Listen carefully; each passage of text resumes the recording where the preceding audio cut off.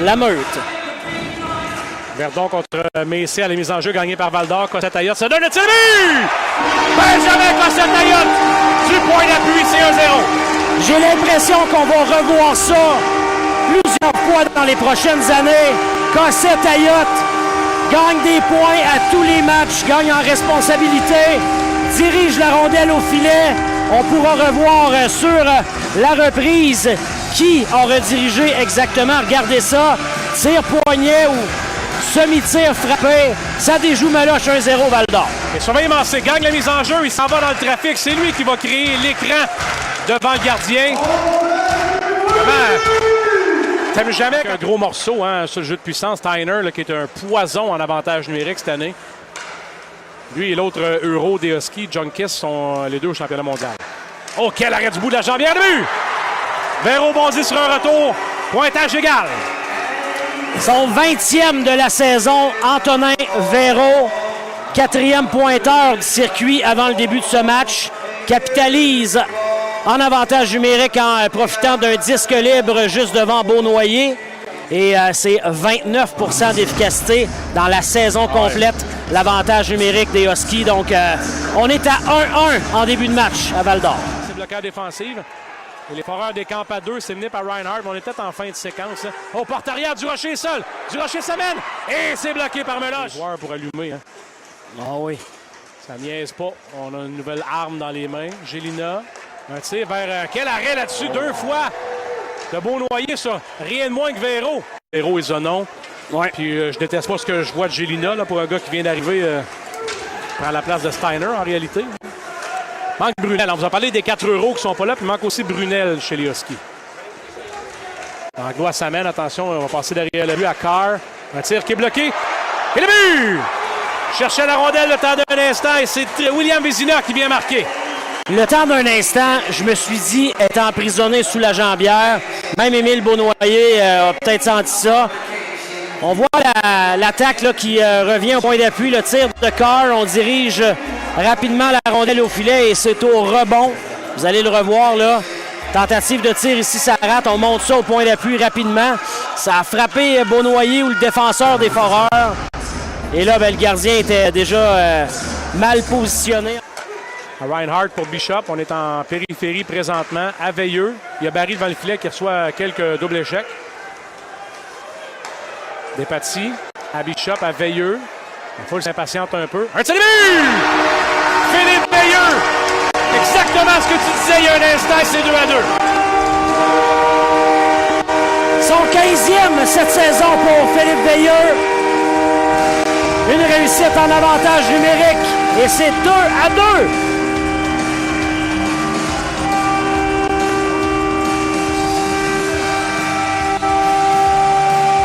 Je pense qu'il l'a jamais vu, Joe. Tardivement, là. Regarde Paris devant le but. Est-ce que ça a dévié légèrement sur le défenseur? Cette flaque d'eau, là, parce que c'est certainement pas ça qu'il souhaitait. C'est en se retournant, la rondelle qui passe à la gauche du but. Des fois, un tir sans avertissement, même si c'est pas le plus violent, ça peut causer des ennuis. Et là, arrêt du bout de la jambière de Beaunoyer. Du rocher là-dessus sur Zonon. Faudra pas oublier Véro trop souvent de même, OK? Et quelle passe, François! Ah oui. Bon, on le voyait, le jeu se développer. Là, c'est un 3 contre 2. Barry, un tir, retour, et le but! Donovan Arsenault sur un retour, c'est 3-2.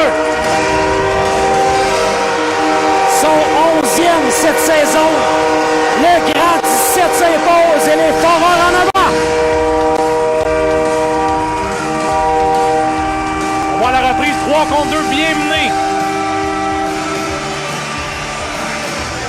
Et c'est là que tu te dis, les arrêts de Beaunoyer, oui.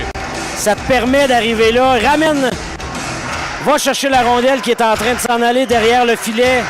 Et lancé. La rondelle revient. Fortel a joué relax un petit peu, celle-là.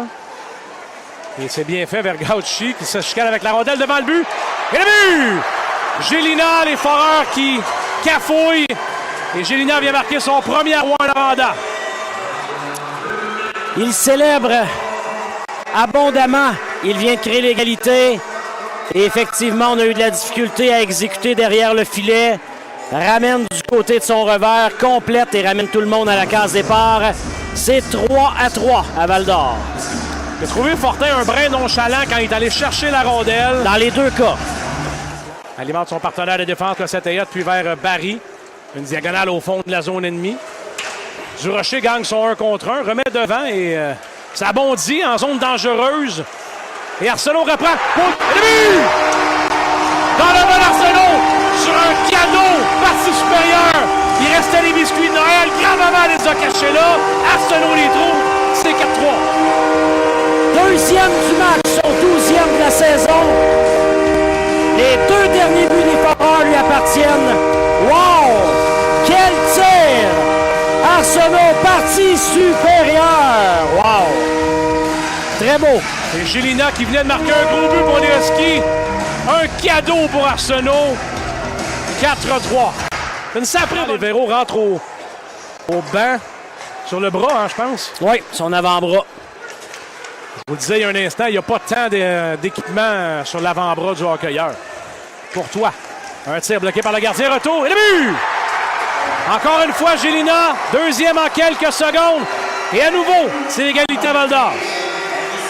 Gélina et Arsenault qui s'occupent du spectacle en troisième période avec les deux derniers buts respectivement de leur équipe. On est à regarder ça, la reprise. La rondelle qui a abouti sur la palette du bâton du numéro 10 dans la zone privilégiée. Le meilleur point d'appui. Oh! C'est qui dévie. Attention, le retour.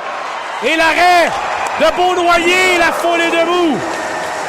Incroyable, à deux reprises. Regardez le tir changer de trajectoire du bout de la jambière et plonge à sa gauche. Pour frustrer, c'était Véro, celui-là, non, Beauchemin. C'était Beauchemin. Même Lors du deuxième Joe. arrêt. Il est là sous quelques huées. S'en va le long de la rampe. Il est gaucheté.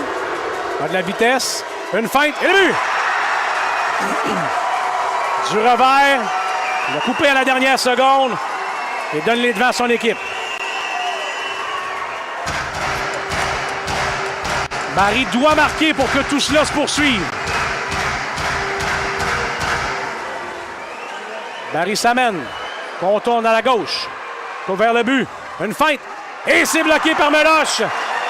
Qui l'aura suivi tout le long. Et les Huskies vont triompher 5-4 en tir de barrage.